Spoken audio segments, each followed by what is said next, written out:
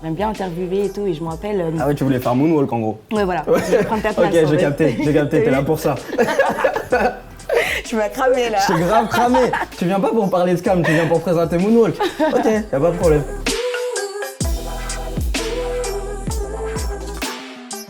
Salut Assa. Hello. Bienvenue dans les locaux de Slash. Merci. Tu sais pourquoi on est là? Bah bien sûr. Vas-y, on est là pourquoi? Bah pour parler de scam et de moi. C'est ça. Et on est surtout dans les locaux de Slash parce que c'est du coup Slash qui diffuse Scam France et Moonwalk. C'est la famille. C'est la famille. On est à la maison aujourd'hui. Yes. Bon, t'es prête? Ouais. Première question, c'est simple. J'aimerais que tu me racontes le jour qui a changé ta vie. T'as accompagné tes meilleurs amis à un casting. Raconte-moi un peu. Alors, bah, c'était pour Bande des filles, le premier film que j'ai tourné.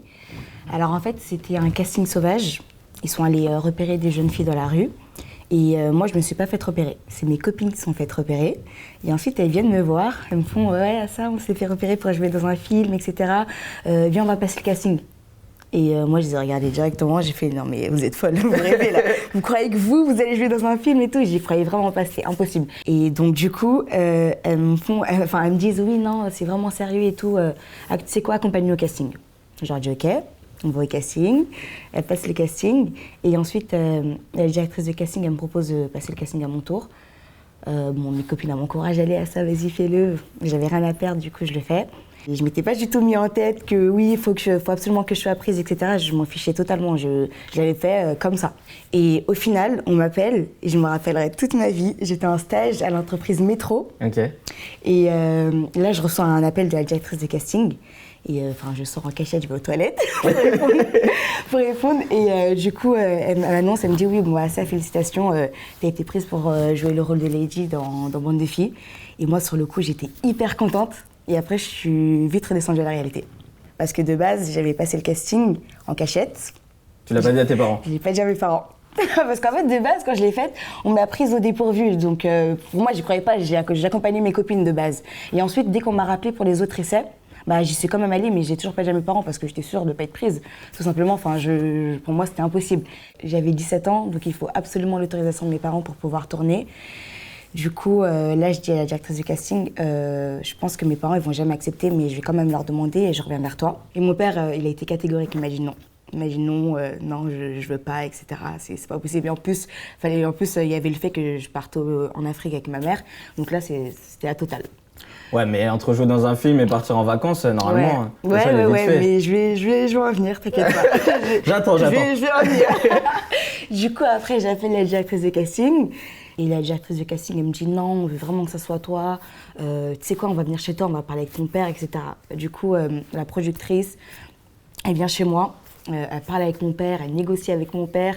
Au final, mon père, il accepte.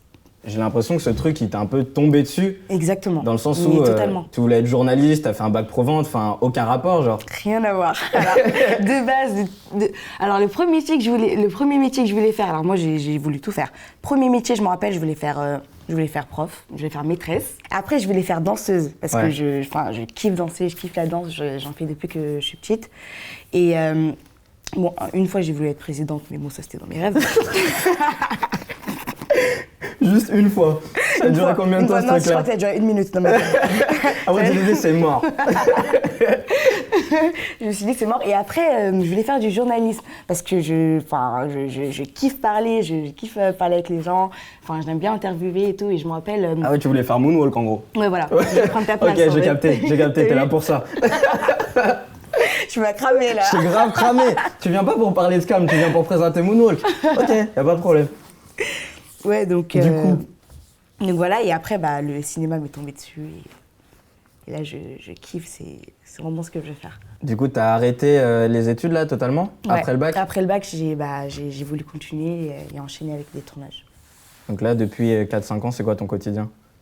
Je passe des castings, j'enchaîne avec des projets, j'essaye. Après, c'est vrai que ça reste un peu compliqué, mais j'essaie vraiment de faire que ça. Après, c'est vrai que c'est dur dans la vie parce qu'il y a eu un moment où pendant 1 an, j'avais même repris un petit boulot à côté parce que, fallait bien que je vive ma vie parce que c'était pas tous les jours que j'avais des tournages et des castings surtout. Parce que je trouve que Malgré le fait que j'ai fait un premier film, malgré que je sois reconnue pour ce que j'ai fait, bah, il n'y a pas énormément de casting, il n'y a pas énormément d'opportunités.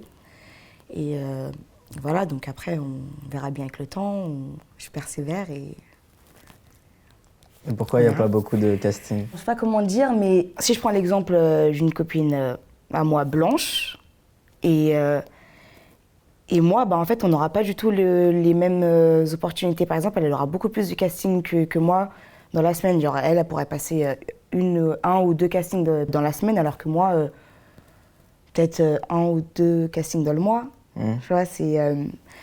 Enfin, je sais pas. Après, c'est un peu délicat, mais je sais pas si c'est parce qu'il n'y a pas assez de rôles écrits pour une jeune fille noire ou parce qu'il n'y a pas assez de... Enfin, je sais pas. Je saurais pas comment te dire. Je saurais pas comment... Enfin, pourquoi c'est comme ça, mais je sais qu'il n'y a pas assez d'opportunités. En tout cas, c'est ce que vous dénoncez en ce moment dans le collectif Noir n'est pas mon métier. Ouais. Tu peux un peu m'expliquer ce qu'est ce projet? Alors, ce projet, c'est un livre qui est à l'initiative de Aïssa Maïga, où on est 16 actrices à avoir témoigné dans ce livre, où on parle de notre parcours, de ce qu'on vit au quotidien en tant qu'actrice noire en France. Moi, par exemple, j'ai pas vécu de discrimination aussi forte que Mata, que Nadège, mais on peut ressentir quand même une différence quand on est noir. Dans le cinéma, par exemple, notamment au niveau du make-up, Ouais. au niveau du maquillage. Lors des cérémonies, lors des tournages. Ouais, voilà, lors des cérémonies, lors des tournages, où tu vois que bah, t'as pas forcément ta teinte, que... En gros, quand tu viens sur un tournage, tu vois que... il y a tout type de fond de teint pour les blancs, mais pour les noirs, il y aura un ou deux fonds de teint. Et alors qu'on est noirs, toi et moi, on n'a pas du tout la même couleur de peau. Je crois pas. Je crois pas. Hein. Il me semble pas. Je sais pas. Non, c'est pas pareil. Non, on n'a pas tous la même incarnation.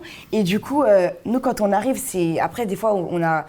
moi, par exemple, ça m'était vraiment mal à l'aise. Ça veut dire qu'à chaque fois que j'allais sur un plateau, bah, je ramenais quand même ma trousse de maquillage avec moi. On ne sait jamais pour être sûr parce que... Je crois que c'est Karidja Touré lors des Césars. Oui, Karidja pendant les Césars, ouais. Il n'y avait pas de maquillage pour elle. Exactement. La maquilleuse lui a dit « Ah bah, je suis désolée, j'ai pas de poudre. Du coup, je suis désolée, je peux rien faire. » Et donc, elle s'est assise comme ça pendant que les autres se faisaient maquiller. Alors que les Césars, c'est la plus grosse cérémonie de cinéma. Ouais. C'est incroyable. Ouais, vraiment, j'étais choquée. Et ce que vous reprochez aussi dans le livre, c'est le manque de représentation donc, des femmes noires dans le cinéma. Et surtout, quand on vous accorde des rôles, c'est souvent des rôles clichés. Ouais. C'est quel type de rôle qu'on vous propose généralement? Bah, déjà, dans Bande de filles, tu vois le genre de rôle que j'ai. T'as quel genre de rôle? Bah, j'ai le rôle un peu de... Après, moi, j'adore mon rôle dans Bande de filles. Vraiment, c'est ma première expérience. Je pourrais jamais dénigrer. Mais j'ai le rôle d'une jeune fille de cité. Une jeune fille de cité, de la chef de groupe, vraiment voilà, qui a son mot à dire, qui ne se laisse pas marcher dessus, qui est street.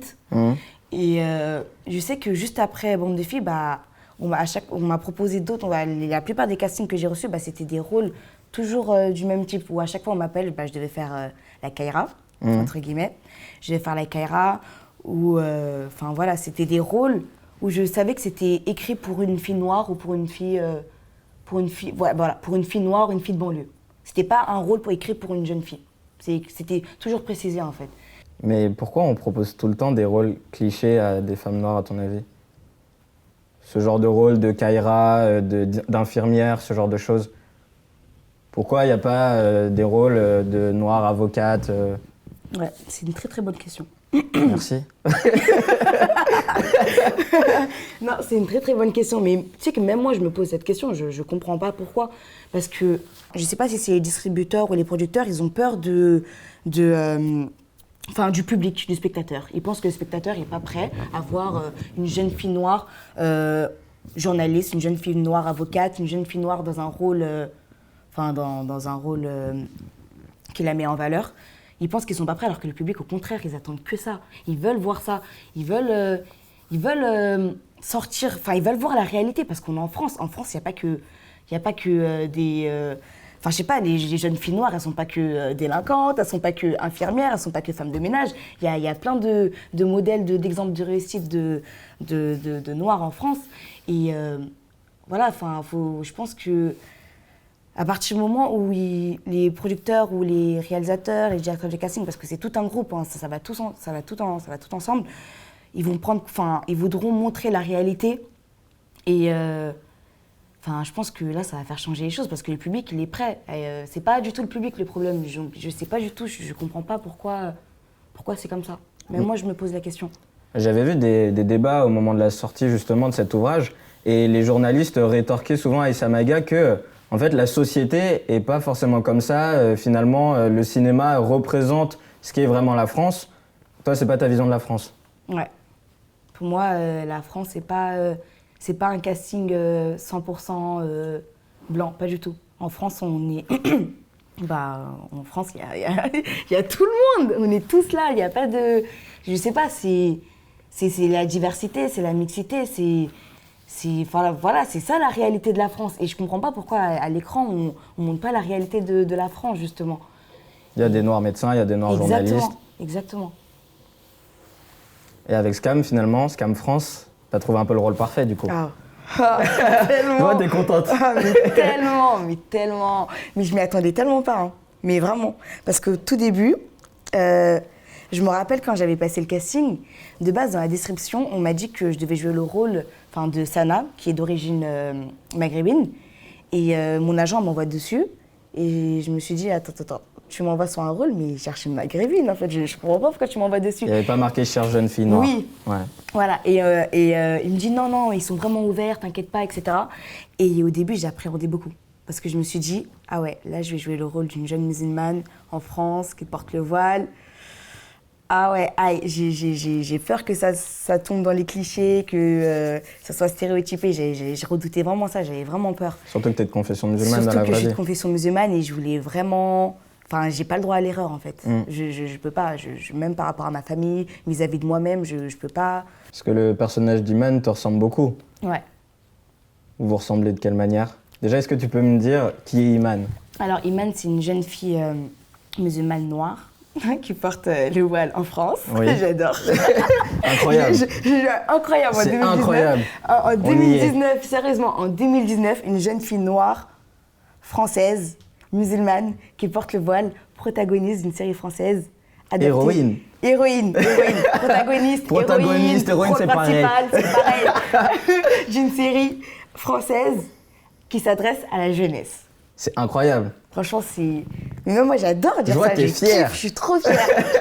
je suis tellement fière, je suis trop fière. Et c'est la première fois? Oui, c'est la première fois. Exactement. C'est la première fois. Et après, je me dis, ah ouais, on a attendu 2019 pour pouvoir en parler, quoi. C'est tard, tu trouves? Bien sûr. C'est tellement tard. Ouais, bah oui, c'est tard. C'est très tard. Mais c'est arrivé. Et le fait que ce soit toi qui le fasses, t'es fière? Honneur. Ouais. C'est tellement un honneur pour moi, mais vraiment, j'ai même pas les mots. Enfin, c'est hyper important. Cette saison, elle est tellement importante pour moi. Et c'est hyper important parce que je me dis, il y a plein de jeunes filles qui pourront s'identifier à moi, qui pourront s'identifier à Iman. Moi, mon but aussi, c'est qu'il y ait des jeunes filles noires qui voient la télé, une jeune noire, et pas forcément musulmane ou pas, juste des jeunes filles noires qui s'identifient à une actrice à la télé comme moi, j'aurais voulu m'identifier il y a 5 ans. Mais pourquoi c'est si important que ça de pouvoir s'identifier aux acteurs? Ouais, je trouve que c'est hyper important de pouvoir s'identifier à des personnes parce que ça nous donne de l'espoir.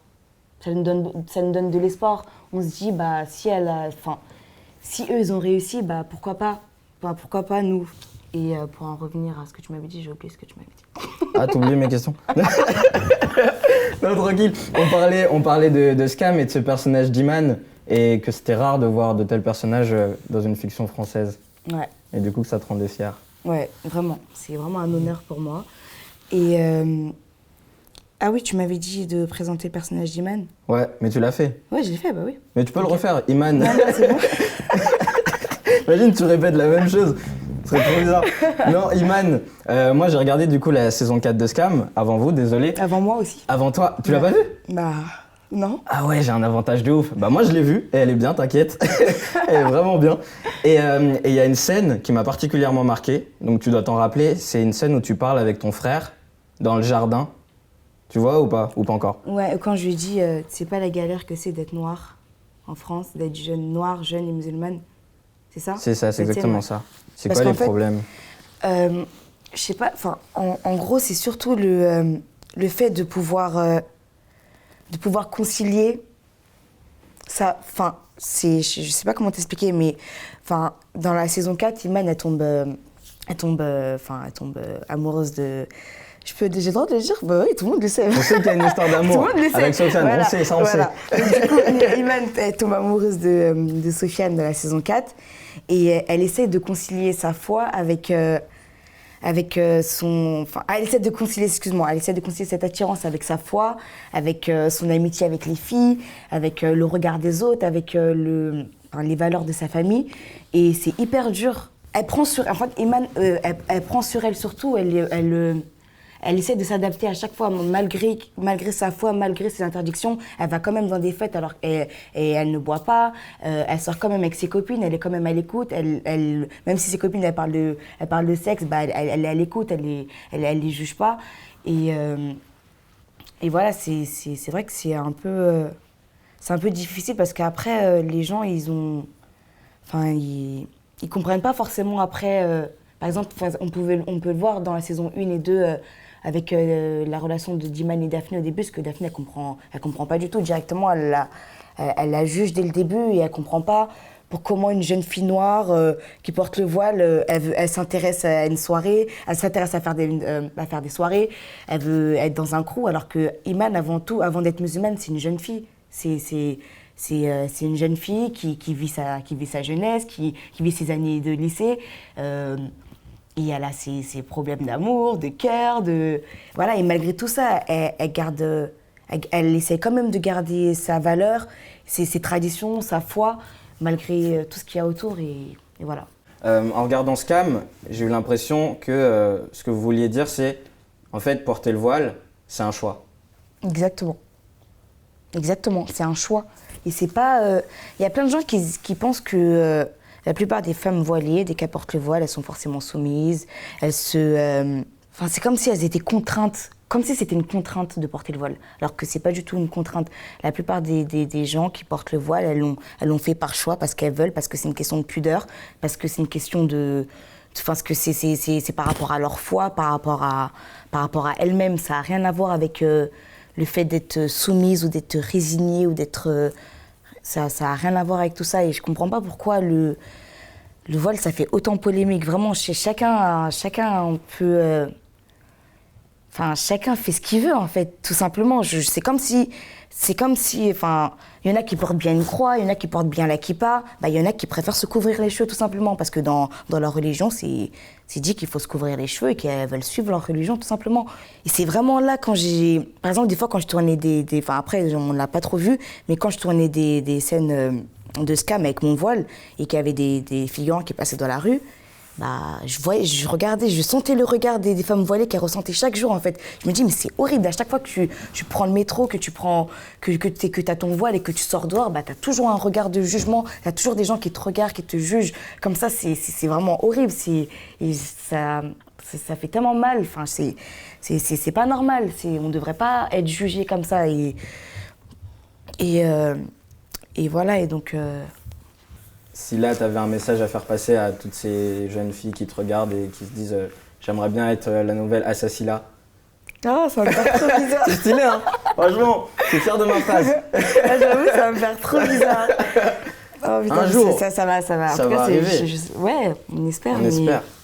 Mais même pas, c'est même pas un jour j'aimerais bien... Même si elles disent pas un jour je vais devenir une Assassila, c'est qu'un jour elles se disent oui, un jour je pourrais être actrice, un jour je pourrais être avocate, un jour je pourrais faire le métier que je veux, en fait, tout simplement. Et si j'ai un message à faire passer, c'est de ne jamais baisser les bras, en fait. De toujours y croire, de ne jamais baisser les bras, que tout est possible si on s'en donne les moyens. Et surtout, le plus important, c'est de toujours être en accord avec soi-même, de ne jamais faire les choses par contrainte. À partir du moment où tu es en accord avec toi-même, tu peux tout faire. Merci à ça. Merci à toi, c'était trop cool. C'était vraiment bien, merci beaucoup. T'aurais une idée d'invité pour Moonwalk, le prochain invité? Évidemment. Dis-moi. Bad Gal Riri. Rihanna, Rihanna. attendez. Rihanna. Elle Bitch, lance better l'appel have pour moi, my s'il te plaît. money. Propose, demande à Rihanna de venir. Mais direct, mais c'est trop bien. Ce serait trop bien. Un jour. Rihanna. Okay, so my English it's not very good, but you can You can come to Moonwalk. yeah. France TV / Elle va trop pas venir à Notre cause anglais de toi. catastrophique. Putain, j'ai Non, dit c'est à cause de come toi to qu'elle va pas Moonwalk. venir. C'est à cause de toi. T'as chanté et tout, c'était terrible. Bref, en tout cas, c'était le Moonwalk d'Assassila. Merci d'avoir regardé. Et puis, n'hésitez pas à vous abonner et à me dire en commentaire qui vous voudriez voir dans Moonwalk. À très vite. Ciao.